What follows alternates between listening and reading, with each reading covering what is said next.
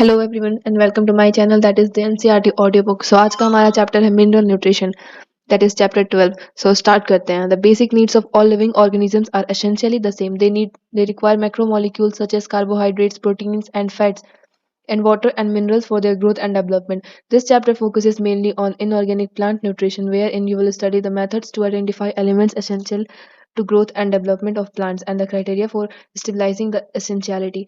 You will also study the role of essential elements, their major deficiency symptoms, and the mechanism of absorption of these essential elements. The chapter also introduces you briefly to the significance and the mechanism of biological nitrogen fixation. And the next topic is 12.1, that is methods to study the mineral requirements of plant. In 1860, Julius von Schack, a prominent German botanist, demonstrated for the first time that plants could be grown to maturity in a defined nutrient solution in a complete absence of soil. This technique of growing plants in a nutrient solution is known as hydroponics. Since then, a number of improvised methods have been employed to try and determine the mineral nutrients essential for plants. The essence of all these methods involve the culture of plants in a soil-free, defined mineral solution. These methods require purified water and mineral nutrient salts. Can you explain why is this so essential?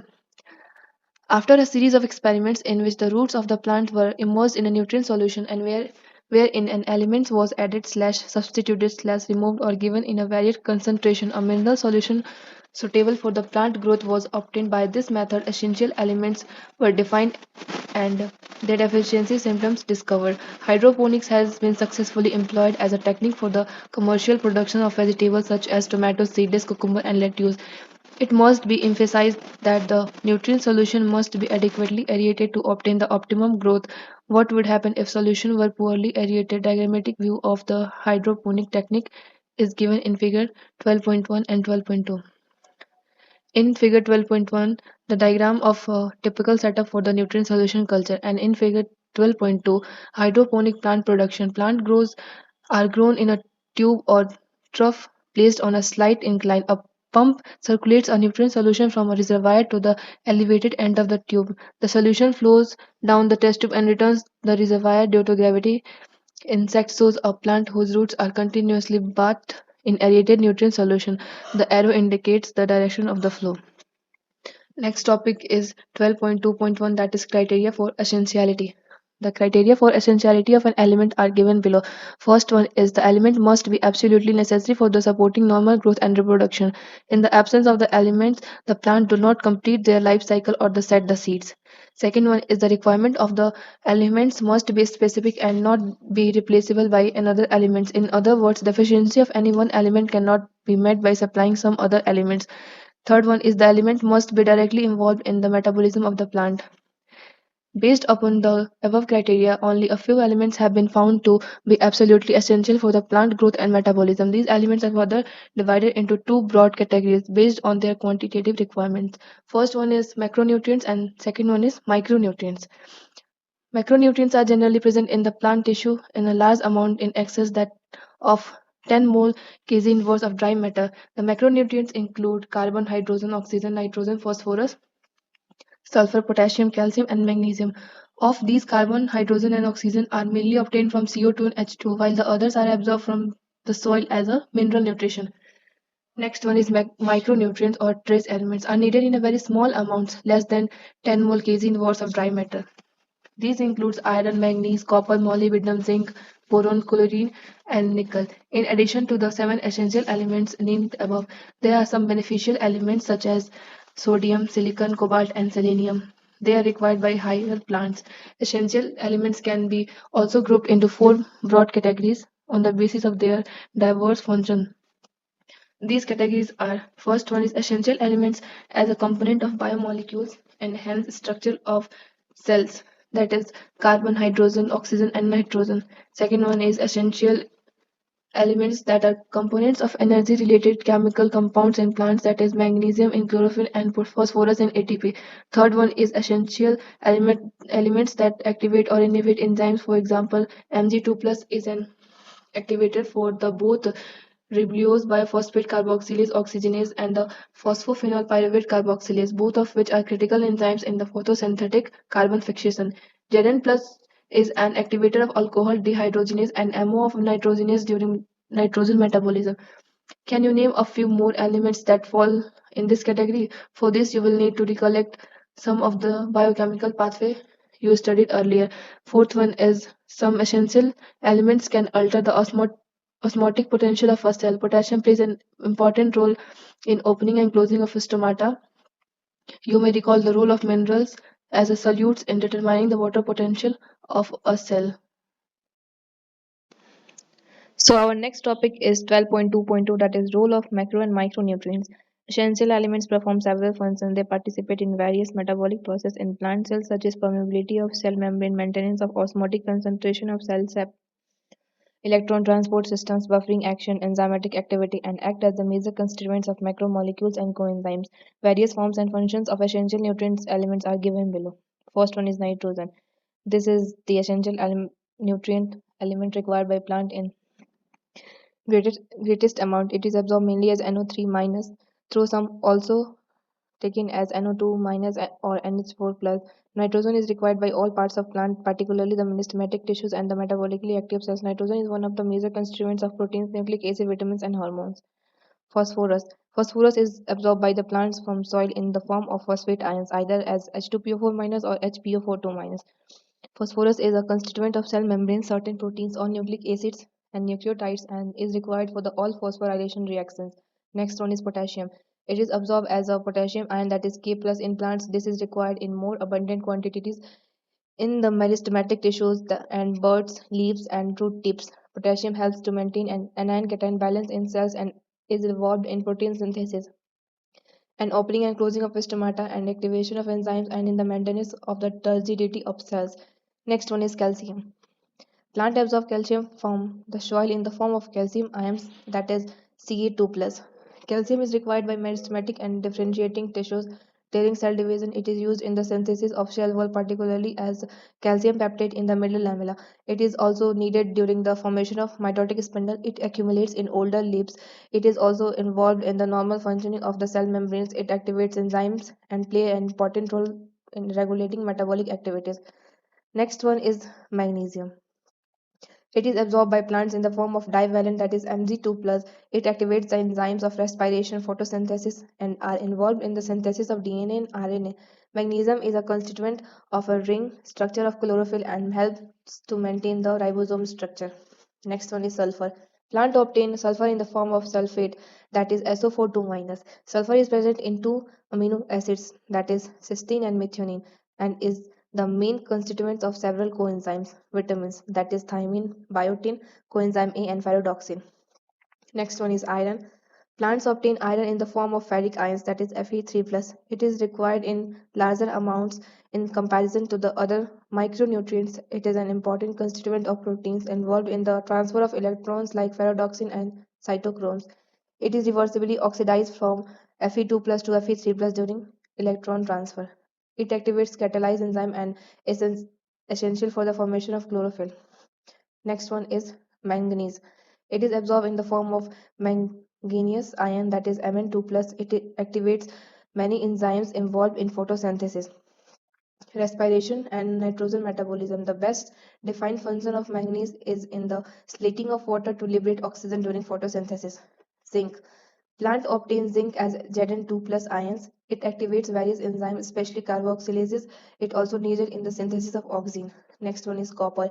It is absorbed as a cupric ions, that is U2 plus. It is essential for the overall metabolism in plants. Like iron, it is associated with certain enzymes involved in the redox reactions and is reversibly oxidized from Cu plus to Cu2 plus.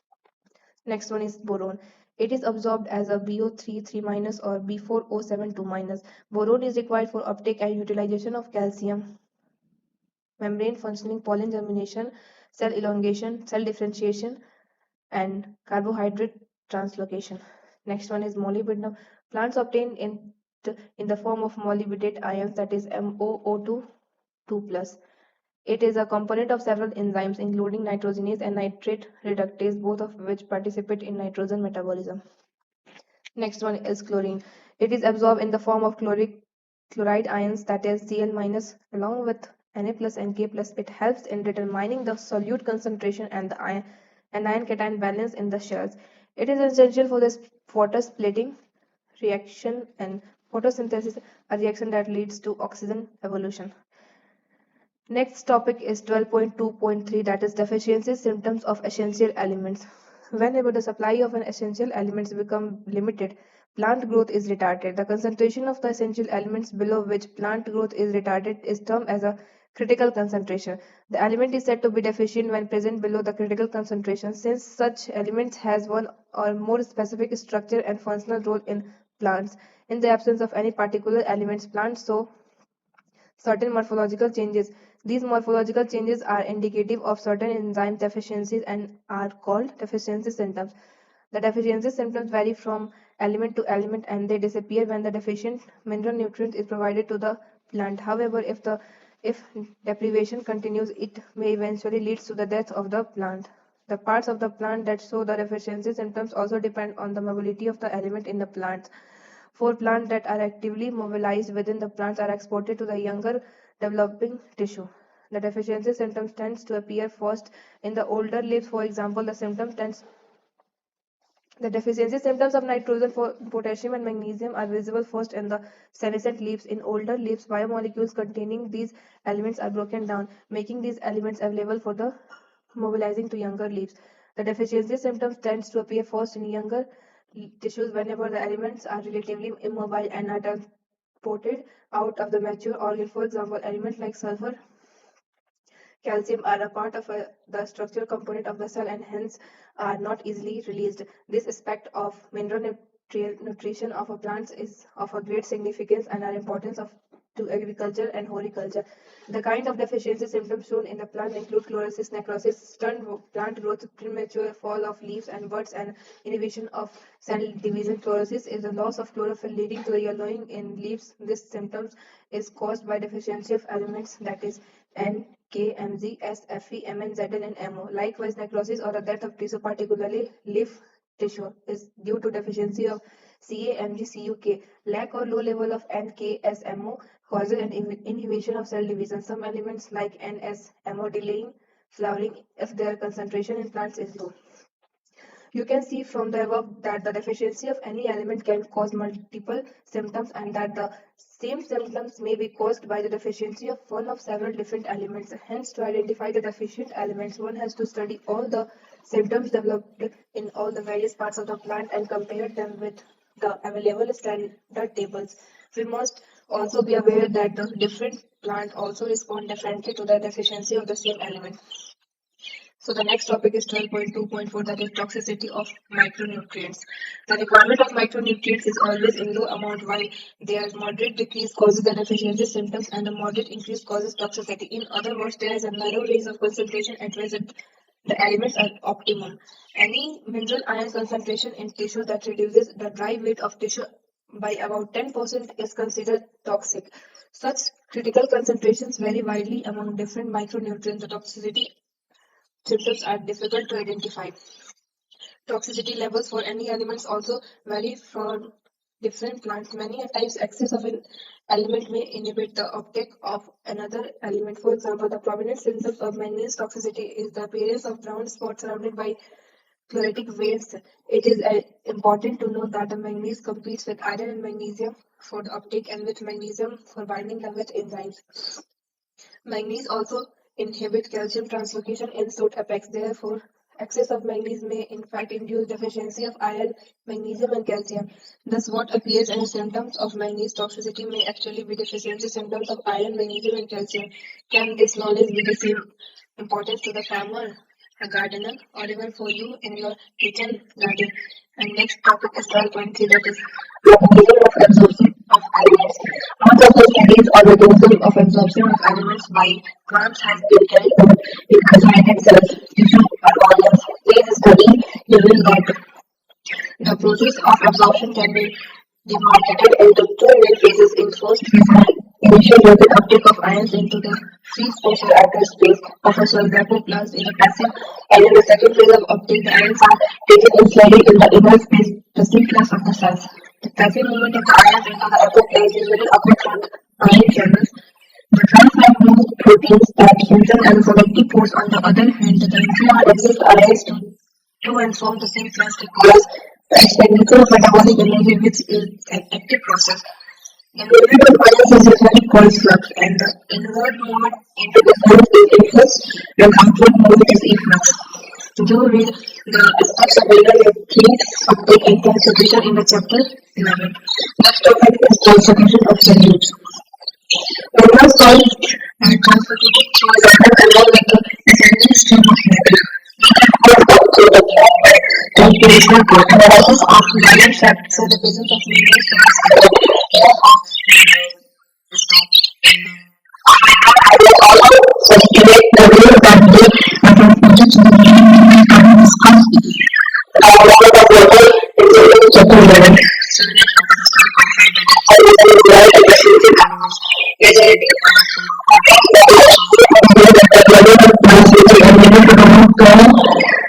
due to bubbling and breakdown of minerals, since they are derived from the blood flow, they root in dark water is referred so the context of a wide variety of substances really supplies movement but also handles by the fixing material other material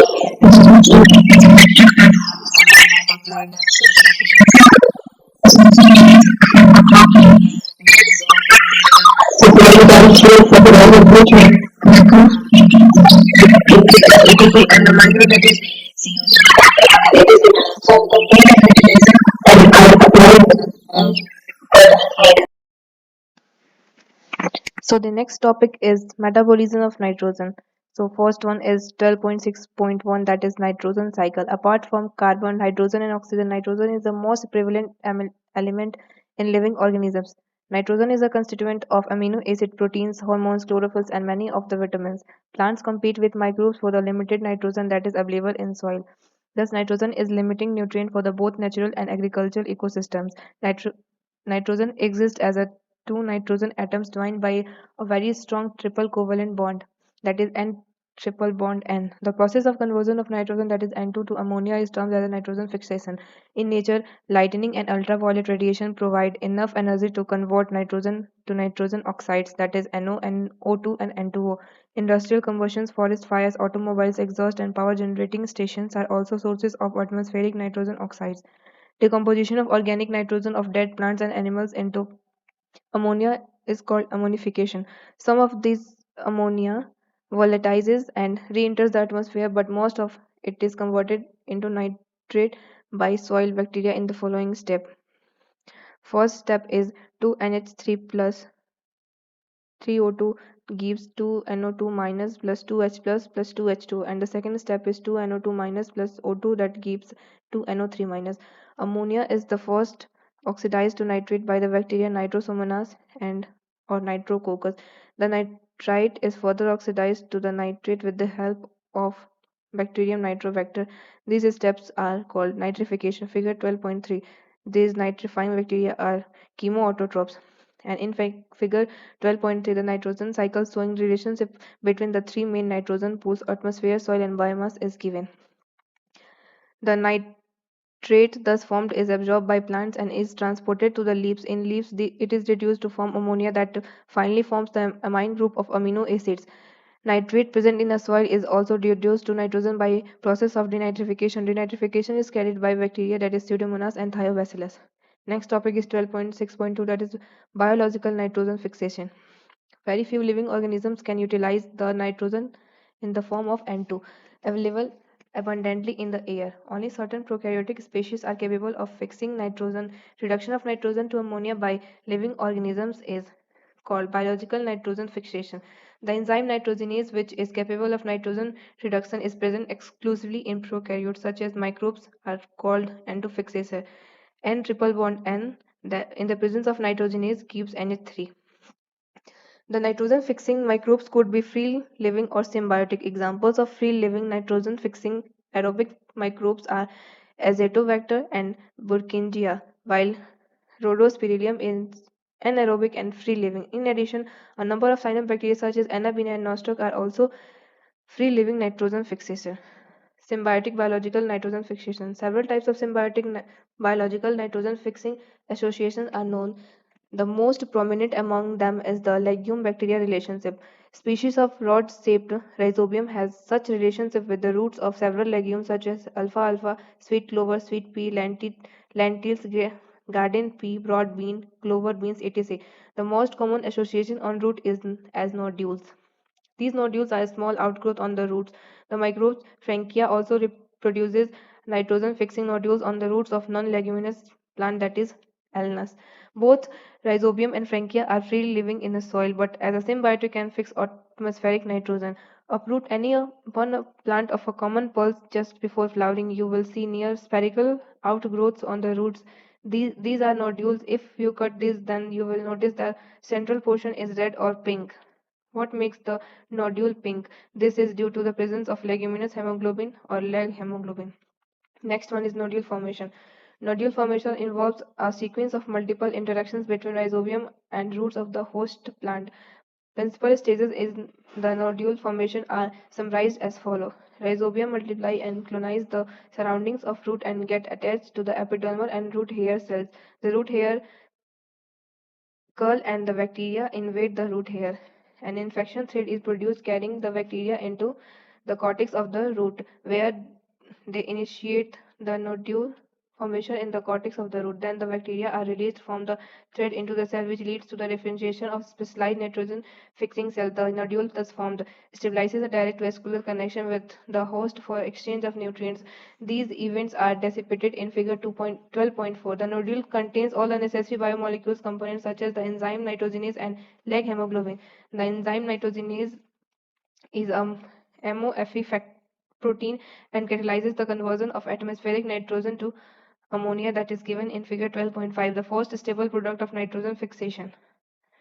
In Figure 12.4, development of root nodules in soybean.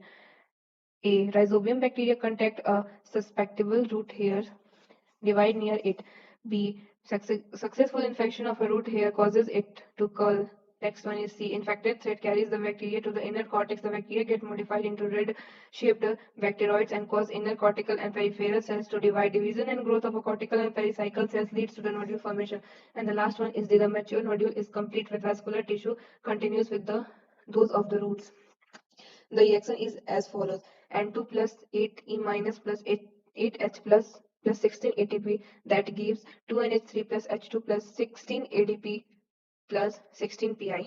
The enzyme nitrogenase is highly sensitive to the molecular oxygen. It requires anaerobic condition. The nodule have adaptations that ensure that the enzyme is protected from oxygen.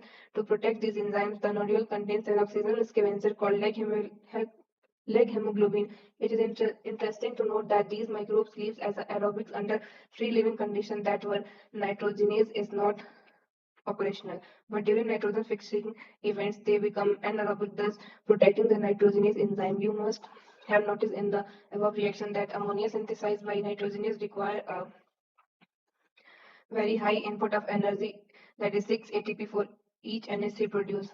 The energy required thus is obtained from the respiration of the host cell. In Figure 12.5, steps of conversion of atmospheric nitrogen to ammonia by nitrogenase enzyme complex found in the nitrogen fixing bacteria is given. Next one is fate of ammonia. At psychological pH, the ammonia is protonated to form NH4 plus, that is ammonium ion. While most of the plant can assimilate nitrate as well as ammonium ions, the latter is quite toxic to the plants and hence cannot accumulate in them. Let us now see how the NH4 plus is used to synthesize ammonia acids in plants. There are two main ways in which this can take place. First one is reductive amination. In this process, ammonia reacts with alpha ketogluteric acid and forms glutamic acid as indicated in the question given below. Alpha ketogluteric acid plus NH4 plus NADPH in the presence of glutamate dehydrogenase gives glutamate plus H2O plus NADP. And the second one is transamination.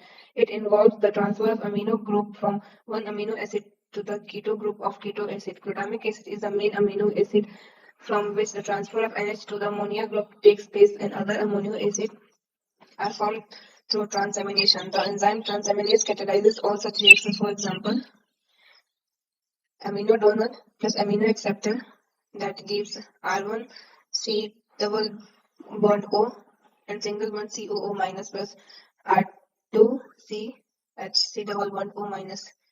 The two most important amides, asparagine and glutamine, found in plants are a structural part of proteins. They are found from two amino acids, namely aspartic acid and glutamic acid, respectively, by addition of another amino group to each. The hydroxyl part of acid is replaced by another NH minus radical. Since amides contains more nitrogen than amino acid, they are transported to other parts of the plant via xylem vessel. In addition, along with the transpiration stream, fermenters of some plant, that is soybean, export the fixed nitrogen as urides. These compounds also have a particularly high nitrogen to the carbon ratio. So thank you for watching this video. Please share, like and subscribe my channel. That's all for today. मिलते हैं next chapter में, next video में.